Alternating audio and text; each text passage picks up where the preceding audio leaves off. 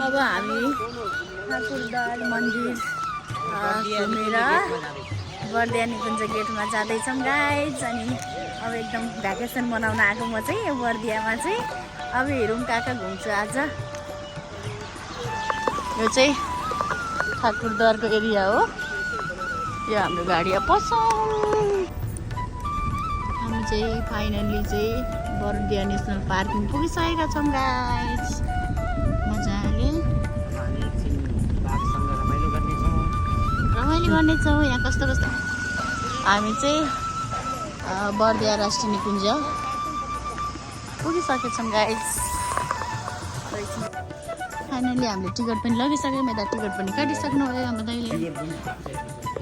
यो अब चाहिँ हामी 5 जना टिकट लिएर चाहिँ अब हामी चाहिँ इन्ट्री गरिसक्यौँ यो राष्ट्रिय निकुञ्ज बबाई रिसोर्ट।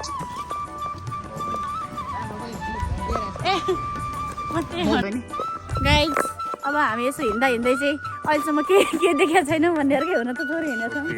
बर्दियाको हात्ती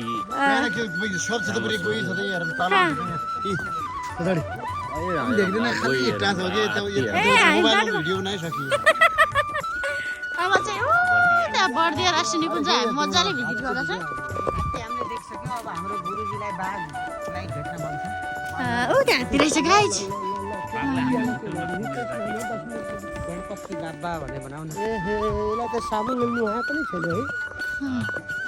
फाइनली अब हामी राष्ट्रिय निकुञ्जभित्र आइसक्दा फर्स्ट भिजिट चाहिँ हामीले हात्तीको यहीँभित्र जानु मिल्दैन। ए ओके छ त। 4वटा हात्तीहरू चाहिँ हामीले मस्त पारामा देख्यौँ। यी हात्ती हेर्नेको भिड।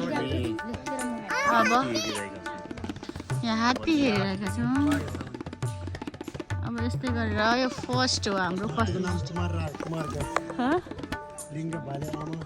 ए हात्तीको नाम कुमारगञ्ज लिङ्ग भाले। आमा जात्राकली। जन्ममिति 2007। उहिलेदेखिको रहेछ है।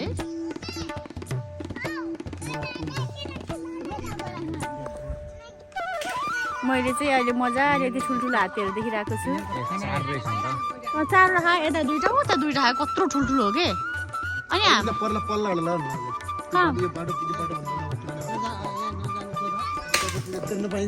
कहाँ साह्रै बा हामी चाहिँ अब फाइनल्ली अब हात्ती हेरिसक्यौँ।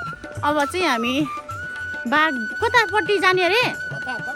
कता कता कता कता